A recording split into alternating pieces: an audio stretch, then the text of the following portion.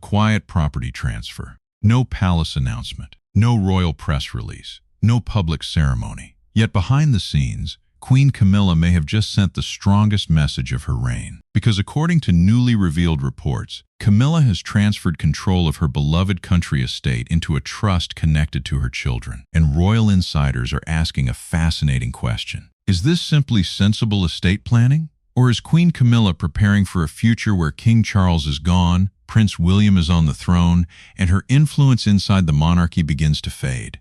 Let's take a closer look. For years, Ray Mill House has represented something unique in Queen Camilla's life. Unlike Clarence House or Buckingham Palace, this wasn't a royal residence. It was hers, a private sanctuary, a place connected to her children, grandchildren, and life before she became queen. Now that property has become the center of a growing royal discussion after documents revealed a significant ownership change. The timing has raised eyebrows. King Charles continues treatment for cancer. Prince William is taking on more responsibility. And the royal transition that many believed was years away suddenly feels much closer. So what exactly happened? And why are royal watchers paying such close attention? Let's get into it. The Property AT Center, OF story. To understand why this matters, we first need to understand Ray Mill House. This isn't just another country estate. For Camilla, it has long been considered her personal retreat. After her divorce from Andrew Parker Bowles, Ray Mill became her refuge. It was where she could escape public scrutiny, where she could spend time with family, where she could enjoy gardening, horses, dogs, and a life that existed outside royal ceremonies and palace obligations. Even after marrying Charles, she reportedly never lost her emotional attachment to the property. Friends and royal commentators have often described Ray Mill as the place where Camilla feels most like herself, which is why the recent transfer caught so much attention. Because when someone takes steps to restructure ownership of their most treasured asset, people naturally start asking questions. Janch AC2 Li Changed? According to reports, ownership arrangements connected to Ray Mill House were altered through a legal structure involving individuals closely connected to Camilla's children. Importantly, reports indicate that Camilla remains the beneficial owner. In simple terms, this means she still effectively controls the property. So this wasn't a sale. She hasn't given away her home. She hasn't abandoned it. Instead, many experts believe this is a form of long-term estate planning, the kind of planning wealthy families frequently undertake to protect assets, organize inheritance, and prepare for future generations. On the surface, that sounds perfectly normal, and in many ways, it probably is. But timing is everything. And that's where the story becomes more interesting.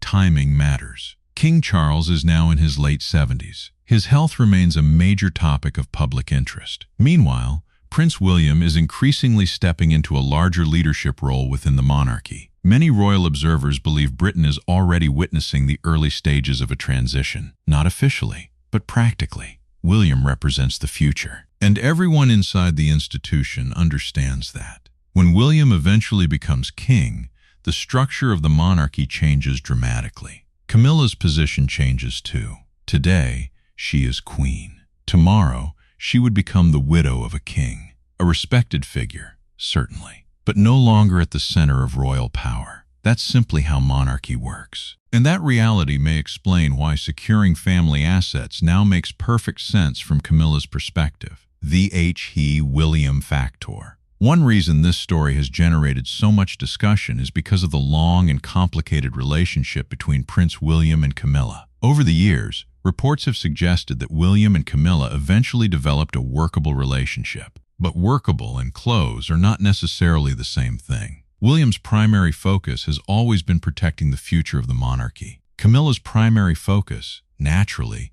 includes protecting her own family. Those priorities don't always perfectly align. And that creates an interesting dynamic. Camilla's children are not working royals. They hold no royal titles. They perform no official royal duties. When William becomes king, the monarchy will increasingly revolve around his immediate family. Prince George, Princess Charlotte, Prince Louis. That is where the institution's future lies. Camilla knows this. Everyone knows this, which makes protecting her children's future completely understandable. A Mother ORA strategist. Perhaps the most important question in this entire story is whether this move should be viewed as political or personal. Some commentators immediately frame everything inside royal circles as a power struggle.